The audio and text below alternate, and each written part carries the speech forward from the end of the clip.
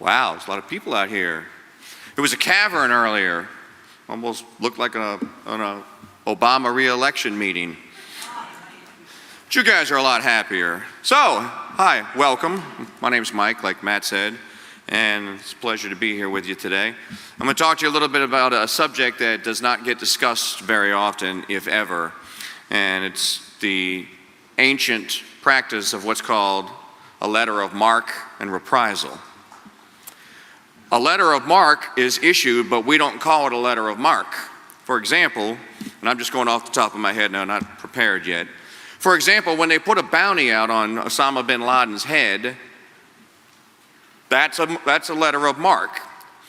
It was successfully executed by SEAL Team 6, but a private individual could have captured bin Laden and could have claimed that $10 million reward. There's a reward out currently for these lunatics that we call ISIS. And ISIL, ISIS, ISIL, Hydra, SHIELD, I lose track of all these acronyms.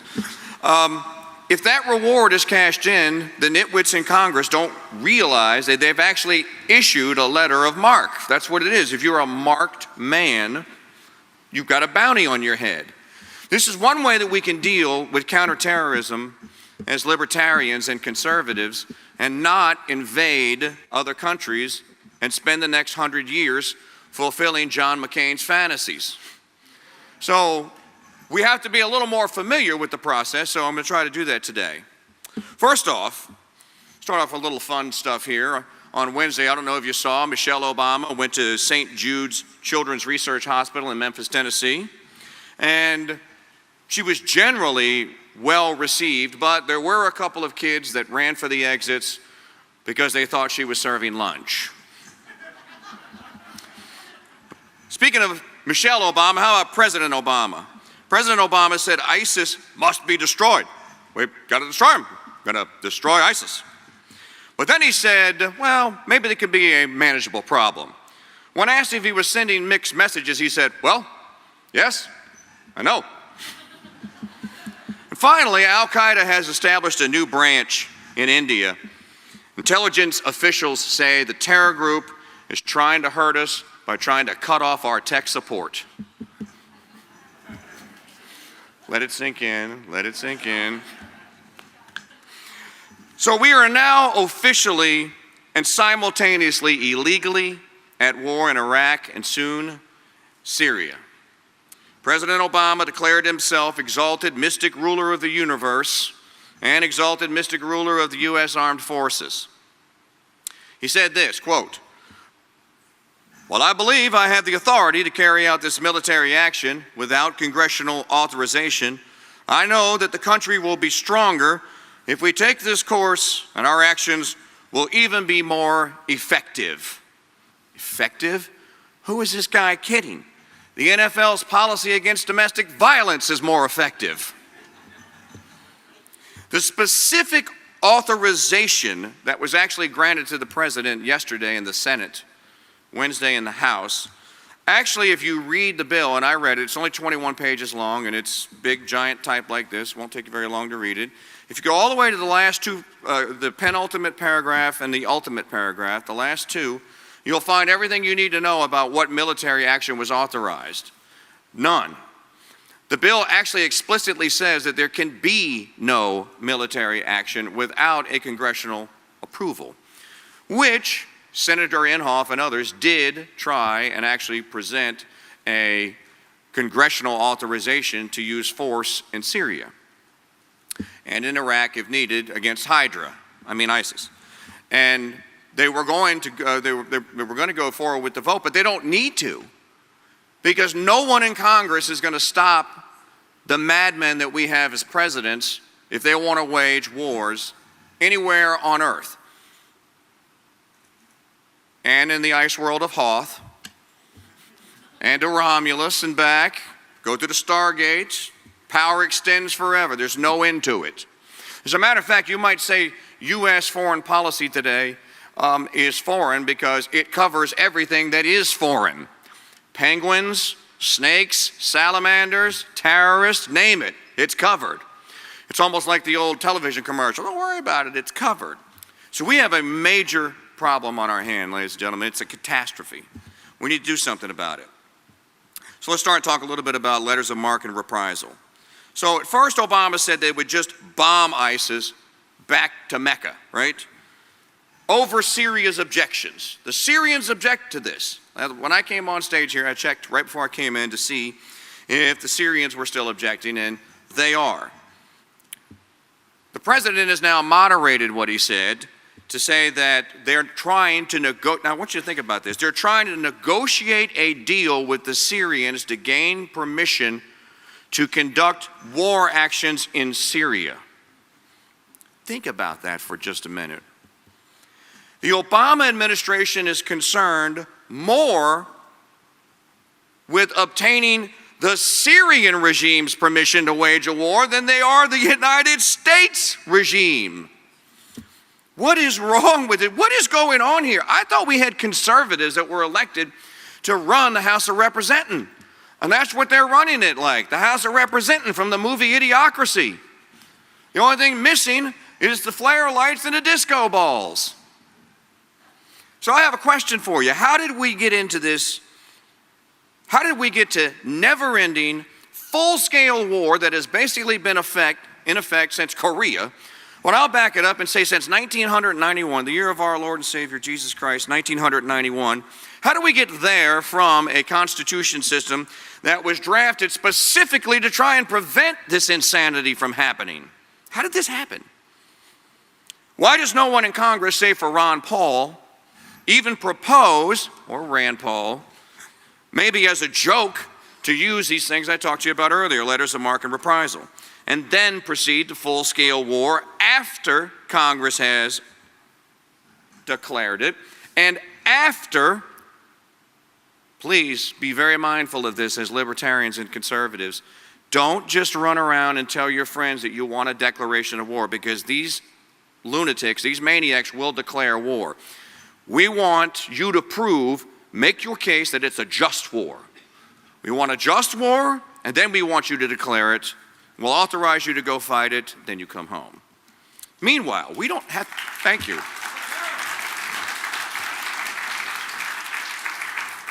So how do we get from there, 1787 to here?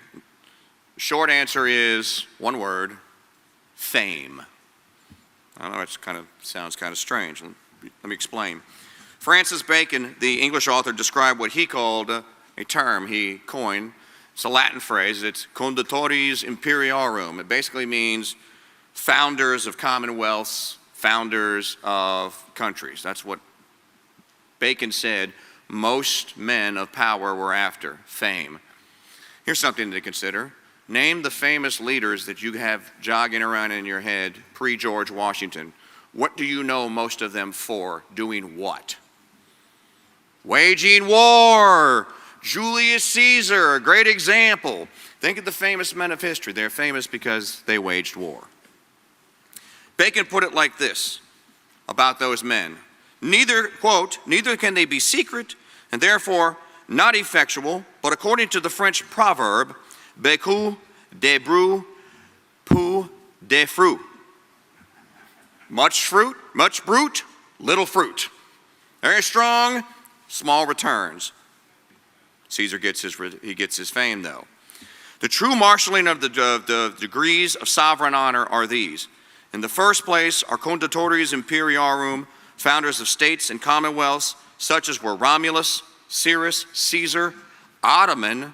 How many of you knew that Ottoman Empire was named after a man? Ottoman and Ismail. Plain and simple, folks.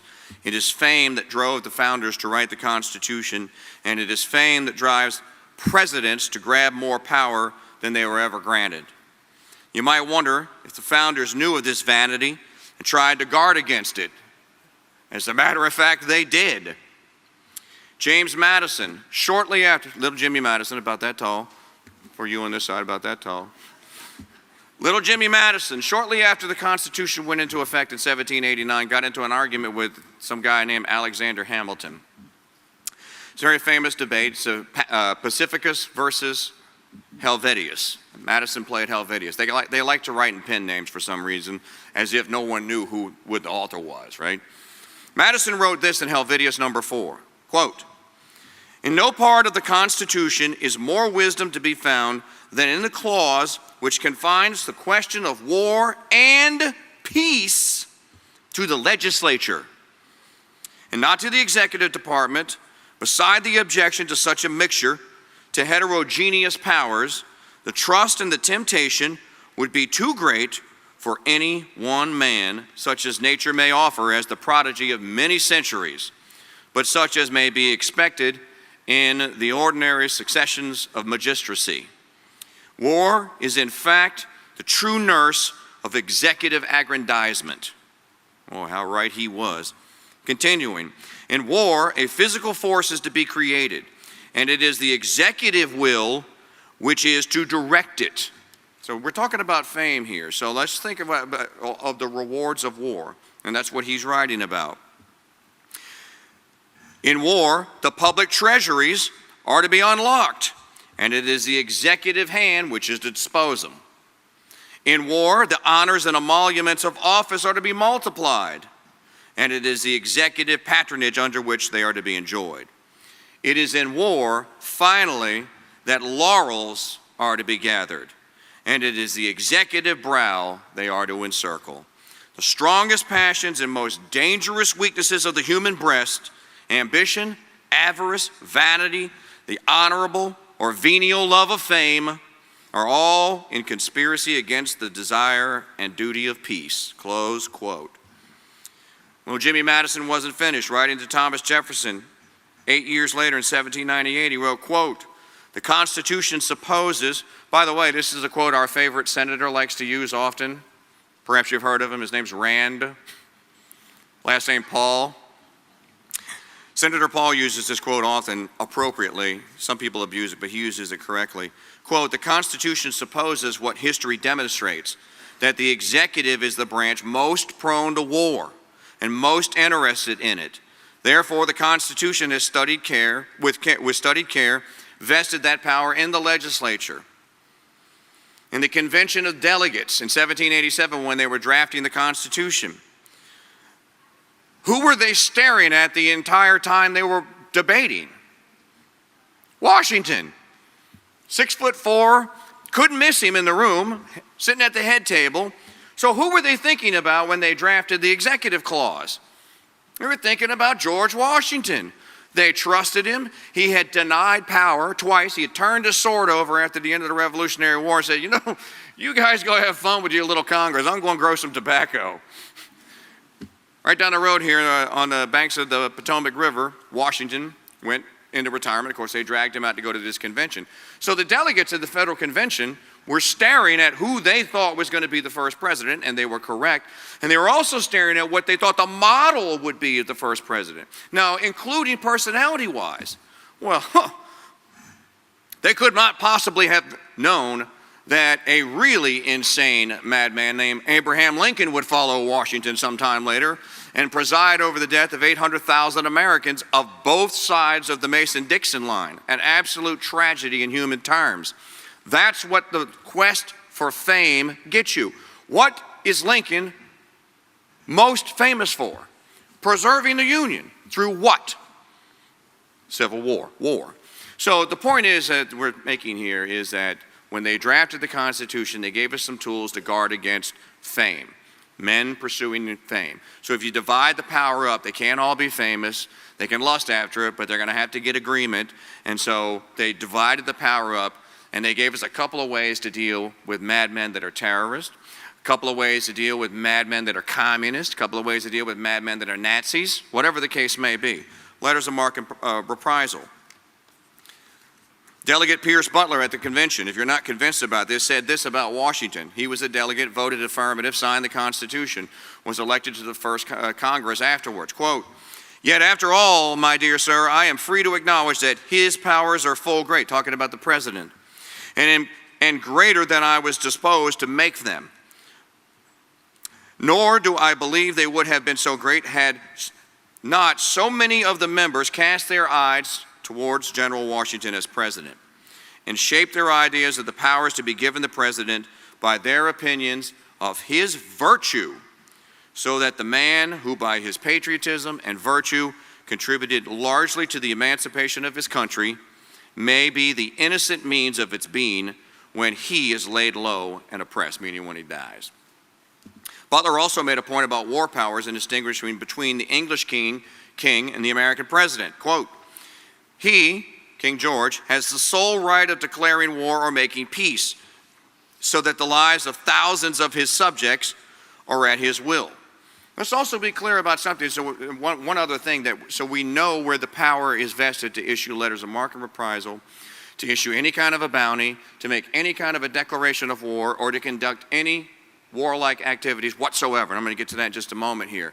The President of the United States cannot veto an act of congressional declaration of war. There is the one act that Congress can pass, the President has no say-so over, that and a constitutional amendment. Remember that. If he has the power, another Madison quote here, if he has the power to make something, then he has the power to unmake something.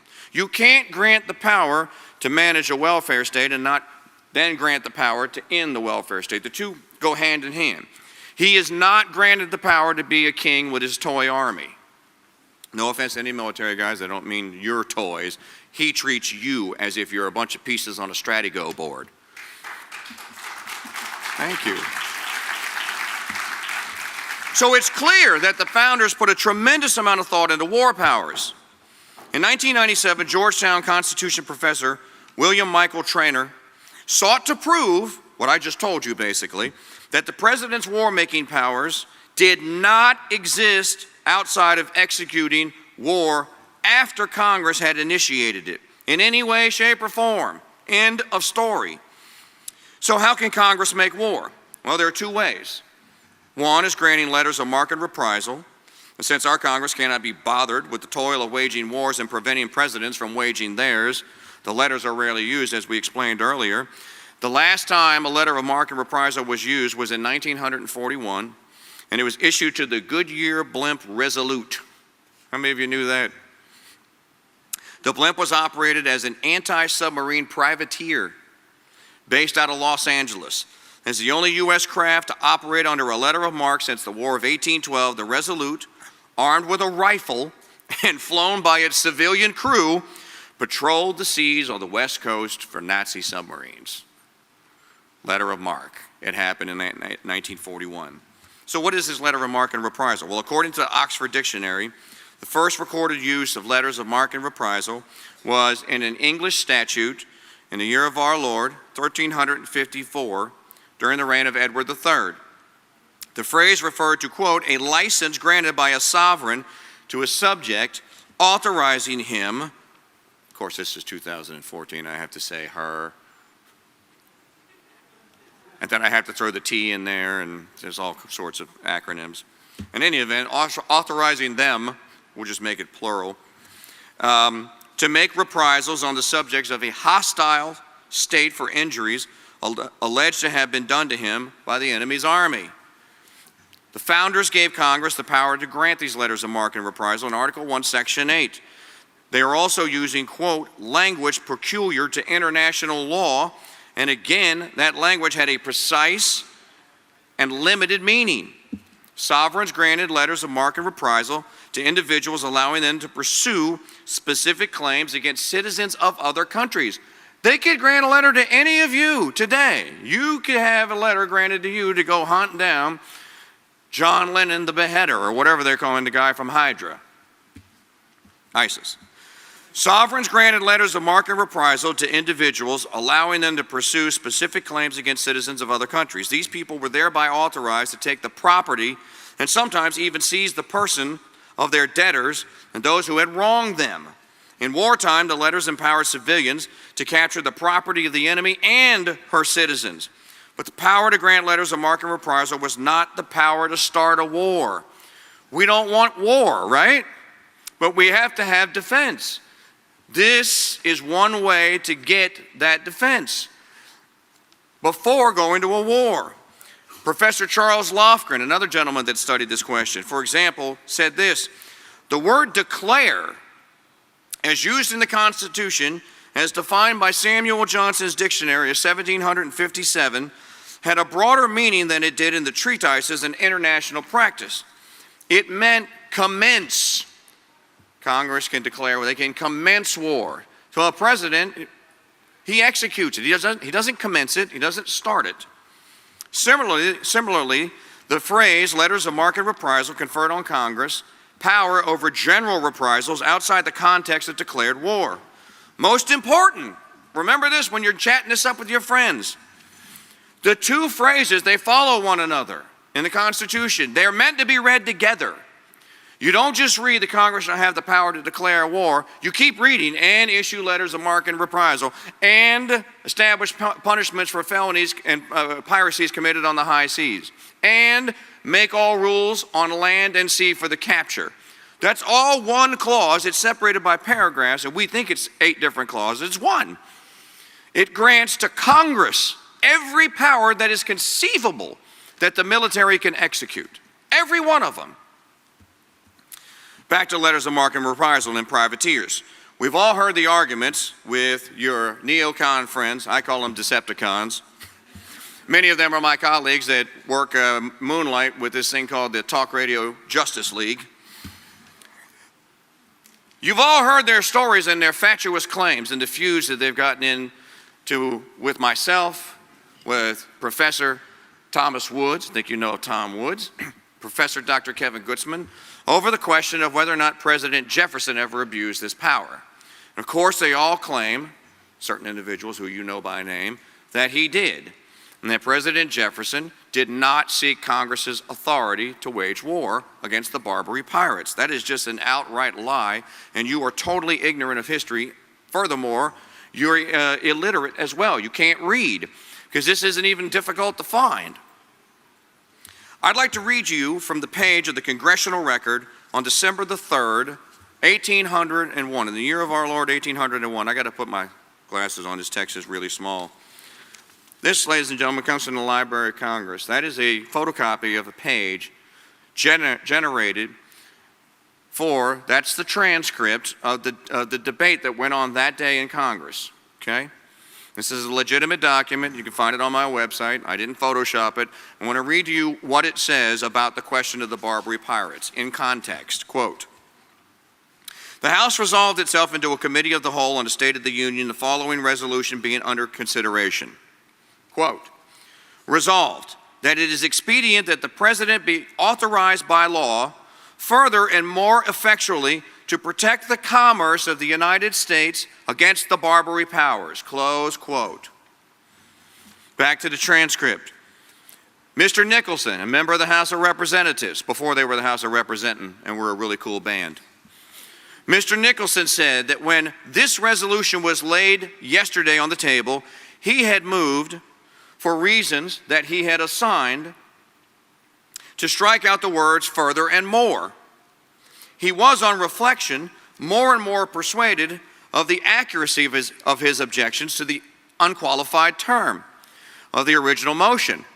If we adopt it, we pledge ourselves to increase the naval force at present at the disposition of the president. Now, what did he just say?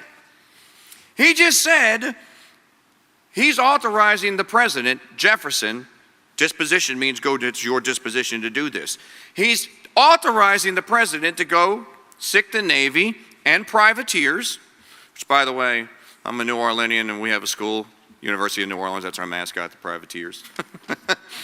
To authorize privateers to do exactly what a letter of marque and reprisal says you should do. And they did. But it was the Marines that got the job done. Continuing on, Mr. Giles opposed the striking out the words which, in his opinion, did not relate to the quantum of force placed under executive disposition. There's that confounded term again. It's a great term, actually. But to the measures proposed to be taken by the executive. Now, what did he just say? To the measures proposed to be taken by the executive. Hydra is the 2014 equivalent of a Barbary pirate. They are identical. It is fallacy to even run around and say, we've never seen violence like this before. You've never seen Muslim snuff videos before? They've been around for 25, 30 years. This is documented. These poor souls that were lost, beloved James Foley and Mr. Sotloff, they weren't the first to be beheaded by Muslim madmen. This has been going on for a long time. For all we know, the Barbary pirates, who were impressing American sailors on the high seas off the coast of North Africa and did kill some of them. It's not documented how they killed them, but they killed them. So there's no material difference. Why didn't Jefferson then just unilaterally decide to go sick the Navy, a global force for good, on the Barbary pirates? Why didn't he? Because he didn't have the authority, and he knew he didn't have the authority. And every step of the way, President Jefferson went back to Congress and asked for expanded power. Every time the situation changed, as he gathered intelligence, he went back to Congress and he asked for his declaration to be altered. One more example, and then I'll close, and we can talk about it if Matt will give me some time. President James K. Polk. How many of you are here from the great state of Texas? How many Texas natives? We got one? Oh, great. President Polk, when he waged war against the Mexicans to take the territory, of course, we were aiding and abetting what was then the Texas Republic. Maybe that day will come again soon. So, he was aiding and abetting what was then the Texas Republic. He encountered Santa Anna and the Santa Ana hordes defending Mexico and defending the western part of Texas and also defending parts of New Mexico and what is today the Chihuahua state in Mexico.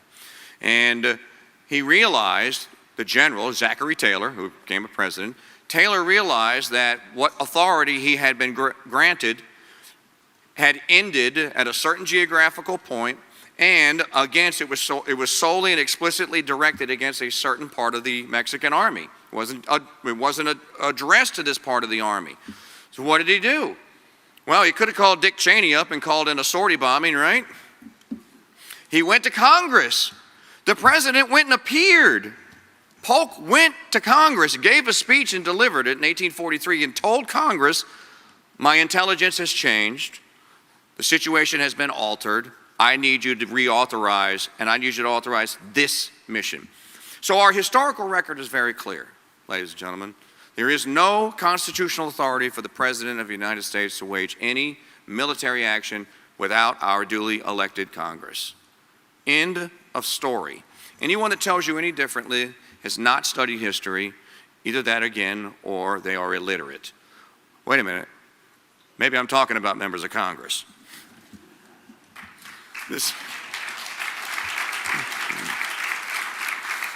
Now, what I just told you totally eviscerates the Warhawks version of Jefferson and the Barbary Pirates, doesn't it? Totally eviscerates any case that can be made with these loudmouths on television and radio and in print running around saying, well, I think the president has the authority to do this. The president doesn't even have the authority to send an aircraft carrier.